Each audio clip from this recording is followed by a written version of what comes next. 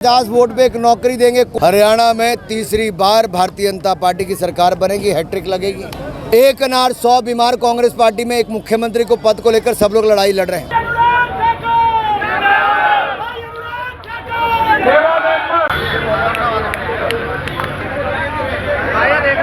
तो अतिशयोक्ति नहीं होगी। अब वो व्यक्ति हर आदमी को जात पूछता सेट करने के लिए हरियाणा अपसेट कर दिया। दलित समाज के नेताओं का अपमान कांग्रेस में जारी है। चुने हुए वरिष्ठ नेताओं का दलित समाज से आने वालों के ऊपर जो टीका टिप्पणी हुड्डा समर्थकों ने और कांग्रेस के कुछ नेताओं ने की है, और जो महिलाओं के प्रति बार बार टिप्पणियां कर रहे हैं, और जो अपना घर भरने की पहले बात कर रहे हैं, और जो कहते हैं 50 वोट पे एक नौकरी देंगे, कोटा 2-2 हज़ार नौकरी का हुड्डा जी ने दे दिया है। तो मेरा सवाल कांग्रेस पार्टी से है कि क्या उन्होंने अपने कैंडिडेट्स को सरकारी नौकरियों का कोटा बांटा है? क्या 50 वोट पर एक नौकरी देने की बात कही है? और क्या कांग्रेसियों को अपने घर भरने की खुली छूट का आइडिया राहुल गांधी जी ने दे दिया है? सवाल ये खड़ा होता है कि दलितों के घर जिस तरह से कांग्रेस की सरकार में जलाए गए, हुड्डा जी की सरकार में दलित बेटियों के साथ अत्याचार बलात्कार हुए, क्या दलित समाज और हरियाणा के लोग क्या वापस बहन बेटियों की इज्जत को खतरे में डालने का काम करेंगे? अनुराग जी पूरे हरियाणा में घूम रहे हैं, अब क्या रहने वाला है इस चुनाव में? हरियाणा में तीसरी बार भारतीय जनता पार्टी की सरकार बनेगी, हैट्रिक लगेगी। दलाल और दामाद का जलवा जलाल जो हुड्डा सरकार में होता था और दलितों का अपमान होता था, अब दलाल दामाद की सरकार कांग्रेस की नहीं आने देंगे। दलितों का अपमान करने वाली कांग्रेस की सरकार नहीं आएगी। सबका साथ, सबका विकास और हरियाणवी वासियों का कल्याण, ऐसी भारतीय जनता पार्टी की सरकार तीसरी बार आएगी, कमल का फूल। कांग्रेस के जो बड़े नेता हैं वो कह रहे हैं कि लोकसभा में तो हमने आधे में रहे, परंतु विधानसभा में हम बाजी जरूर मारेंगे। देखिए, मुंगेरी लाल के हसीन सपने हैं कांग्रेस पार्टी के। एक अनार 100 बीमार कांग्रेस पार्टी में एक मुख्यमंत्री को पद को लेकर सब लोग लड़ाई लड़ रहे हैं। कोई घर बैठ गया है, कोई खिलाफ बयानबाजी देता है, कोई बहनों की बेइज्जती करता है, महिलाओं की बेइज्जती करता है। तो इससे स्पष्ट पता चलता है। और घर भरने के लिए, नौकरी बांटने के लिए अभी से ही घोटालों की बात शुरू हो गई है। अभी घर बसानी लुटेरे पहले पहुंच गए। Thank you, thank you, thank you. नारा लगाएंगे, बोले भारत माता की जय, भारत माता की जय, भारत माता की जय, वंदे मातरम, वंदे मातरम, वंदे मातरम। भारतीय जनता पार्टी जिंदाबाद, जिंदाबाद, जिंदाबाद। भारतीय जनता पार्टी जिंदाबाद, जिंदाबाद, जिंदाबाद। श्री नरेंद्र मोदी जिंदाबाद, जिंदाबाद, जिंदाबाद। श्री नरेंद्र मोदी जिंदाबाद, जिंदाबाद, जिंदाबाद। श्री नाथ सैनी जिंदाबाद, जिंदाबाद, जिंदाबाद। श्री टेकचंद शर्मा जिंदाबाद, जिंदाबाद, जिंदाबाद। भाई और बहनों, मैं आप सबके बीच में आया हूं भारतीय जनता पार्टी के लोकप्रिय उम्मीदवार श्री टेकचंद शर्मा जी के लिए आपका वोट, सहयोग, आपका समर्थन मांगने के लिए। और ये सभा देखकर मैं कह सकता हूं, जहां इस कोने से पंडाल के पीछे तक सारी कुर्सियां भरी, इस तरफ पूरी सड़कें जाम पड़ी हैं, ये हजूम दिखाता है कि पृथ्वी की जनता ने मन बना लिया है, टेकचंद शर्मा को ही विधायक बनाएंगे। साथियों, 10 साल प्रदेश में और 10 साल केंद्र में भारतीय जनता पार्टी की सरकार है। उससे पहले कांग्रेस की केंद्र और प्रदेश में 10 साल सरकारें रही। आप तुलना करके देखिए दोनों सरकारों में, कांग्रेस के 10 साल प्रदेश के हो या देश के हो, यहाँ पे इन्होंने प्रदेश को लूटा, और देश को लूटा तो नेहरू गांधी परिवार ने लूटा, यहाँ हुड्डा जी ने लूटा। एक ऐसा समय था जहां दलाल और दामाद उनकी तूती बोलती थी हरियाणा में, वो कांग्रेस के राज में बोलती थी।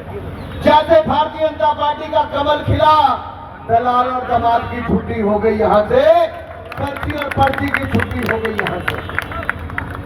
मैं इस सभा में खुले तौर पर पूछता हूं, 10 साल हमारी सरकार रही, 1.25 लाख से ज्यादा युवाओं को नौकरियां देने का हमने काम किया।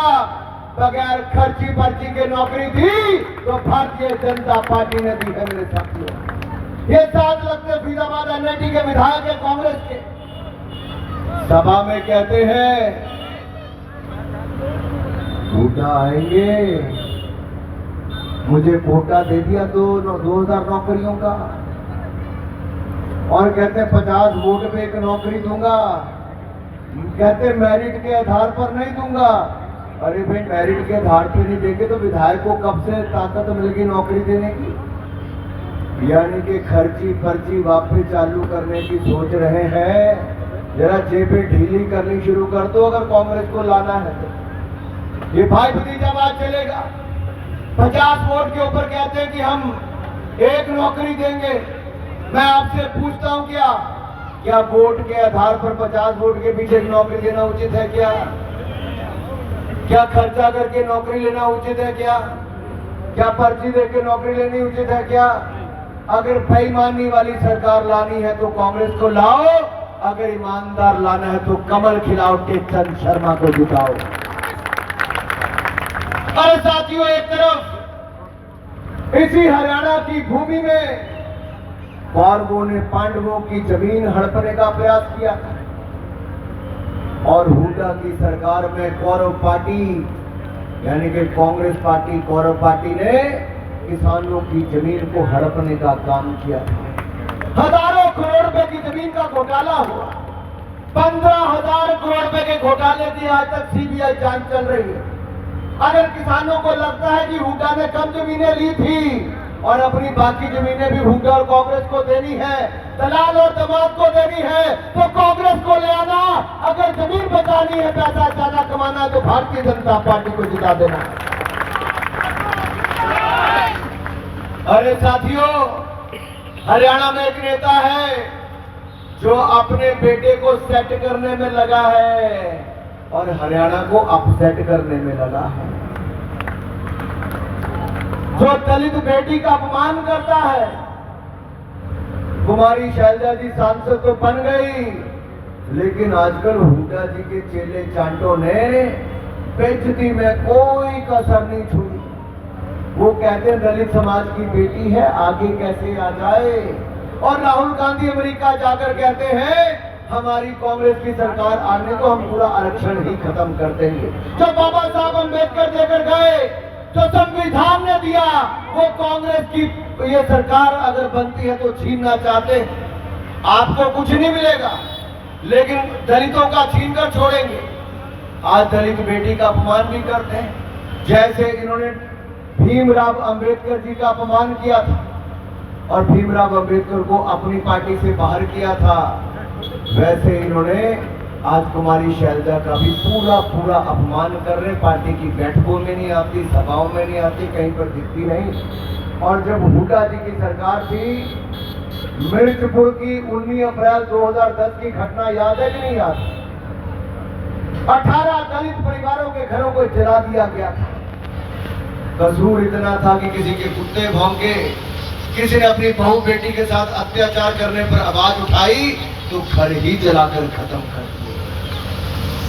19 बेटियों के साथ बलात्कार कुछ दिनों के अंदर हुड्डा जी की सरकार के समय दलित बेटियों के साथ, जहां महिलाएं इनके राज्य में सुरक्षित नहीं होती। ये साथ लगता राजस्थान में इनकी कांग्रेस की सरकार 5 साल थी।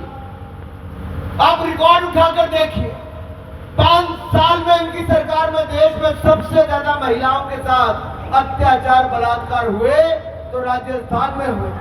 राहुल गांधी जहां सभा करने गए उससे 10 किलोमीटर की दूरी पर बेटी के साथ बलात्कार हुआ था, दलित बेटी के साथ। आत्महत्या कर ली, उसके परिवार में नहीं गए।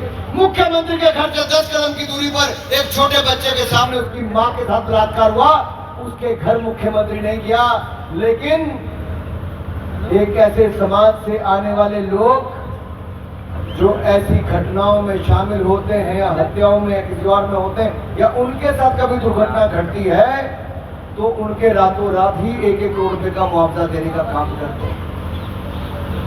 ऐसी भेदभाव वाली, तुष्टीकरण वाली सरकार चाहिए होगी तो कांग्रेस को चुन लेना।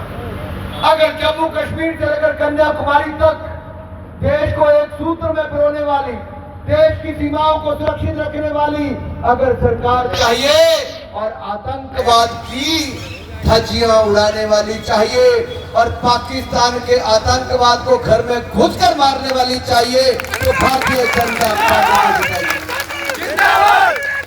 जिताइए। अरे कांग्रेस वालों मैं पूछता हूं, 10 साल दिल्ली में कांग्रेस की सरकार थी 2004 से 14 तक। जम्मू कश्मीर में हमारे सैनिक मांगते रहे बुलेट प्रूफ जैकेट दे दो, पत्थर मारते हैं अलगाववादी, गोली मारते हैं आतंकवादी, लेकिन दलाली खानी थी कांग्रेस वालों ने।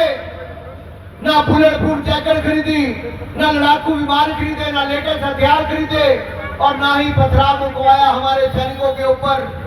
सैनिकों को मरने दिया, 2000 से ज्यादा सैनिक घायल हो गए, सीमाओं का उल्लंघन हुआ, देश की सीमाओं पर कब्जा कर लिया चीन ने, लेकिन कांग्रेस की सरकार सोई रही।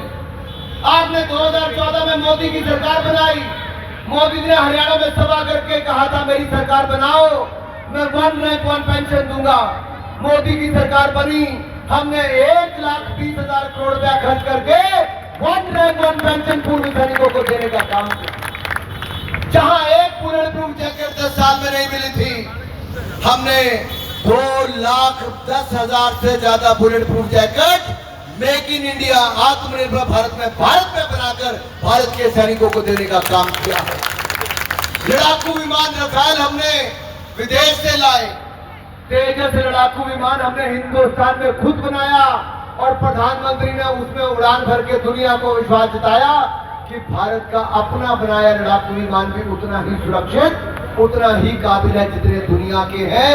आज भारत दुनिया से खरीदता नहीं, हथियार दुनिया को बेचने वाला देश बन गया है मेरे साथियों। ये बड़ा बदलाव, आज हम दुनिया पर निर्भर नहीं, आज हम आत्मनिर्भर बन गए।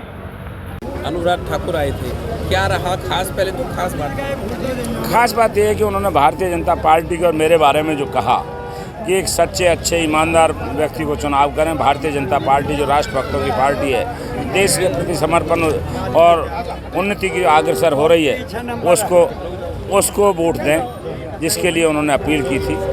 और सभी भाइयों से उन्होंने कहा कि हमने जो कार्य किए हैं, भारतीय कांग्रेस पार्टी ने जो गलत कारनामे थे, उनके काले कारनामे थे, वो उजागर किए।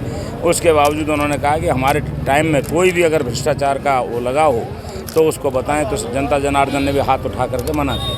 आज का जोश खरोश देखकर अपनी जीत के प्रति आप कितने आश्वस्त हैं? मैं पूर्ण रूप से आश्वस्त हूँ कि आज अनुराग ठाकुर जी ही नहीं, मेरी जनता जनार्दन ने सबने डिसाइड कर रखा है, आने वाली 5 तारीख को हम भारतीय जनता पार्टी के अपने बेटे अपने भाई टेकचंद शर्मा को विजयी बनाएंगे।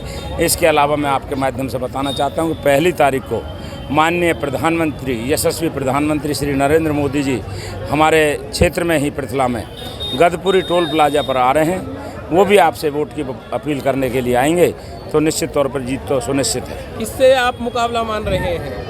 अभी तक तो वो आपस में कंपटीशन में लड़े हुए हैं कि कौन सा दूसरे नंबर पर आएगा। मिशन मास्टर जी, रामचरण जी, हरिचंद जी, आप सभी सरदारी से मेरा निवेदन, भारतीय जनता पार्टी के हमारे यहाँ से लोकप्रिय प्रत्याशी श्री टेकचंद शर्मा जी का आप स्वागत करें, अभिनंदन करें, एक बार जोरदार तालियों से स्वागत करें कि टेकचंद शर्मा जी ने जो 25 साल के बाद हम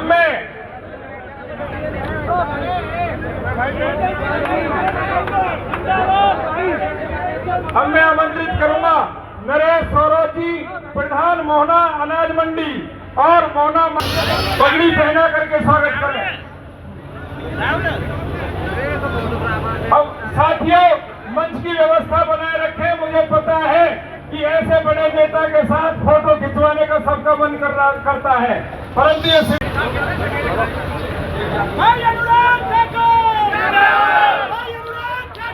देवा मेंबर, सरदार जी, मटकल मेंबर, ओमी महाराणा प्रताप की तलवार का पिट्टी तलवार भेंट करके अपने अनुराग ठाकुर जी का भी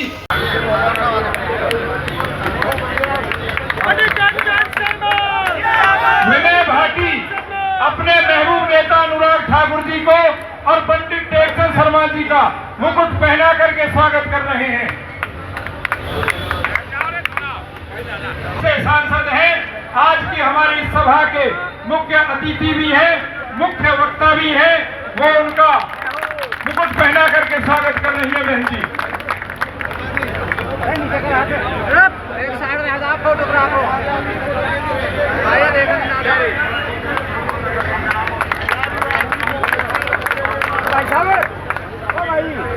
हमने साथियों अनुराग ठाकुर जी जो हमीरपुर से सांसद हैं और पूर्व में हिमाचल के मुख्यमंत्री रहे, दाता के सूर नहीं तो जननी बाज रहे काहे गवावे लूर। तो इस प्रकार के शेर हमारे बीच में आए हैं। अब मैं आपके प्यारे महबूब नेता मैं विकास पुरुष कहूं तो अतिशयोक्ति नहीं होगी। आपके पिछला क्षेत्र के विकास पुरुष और पहले जो एक बसपा की टिकट पर आपने बनाए थे और आज उस पार्टी की टिकट उनके हाथ में बनाया, वे प्रेम कुमार धूमल जी के सुपुत्र हैं और इन्होंने संसद में भी वो दहाड़ दी। जो व्यक्ति हर आदमी को जात पूछता था, जब उससे जात पूछ ली तो उसने कहा मेरा अपमान कर दिया। भाइयों वो भारत का अपमान करता था, परंतु हमारे माननीय अनुराग जी ने उस गुब्बारे की ऐसी हवा निकाली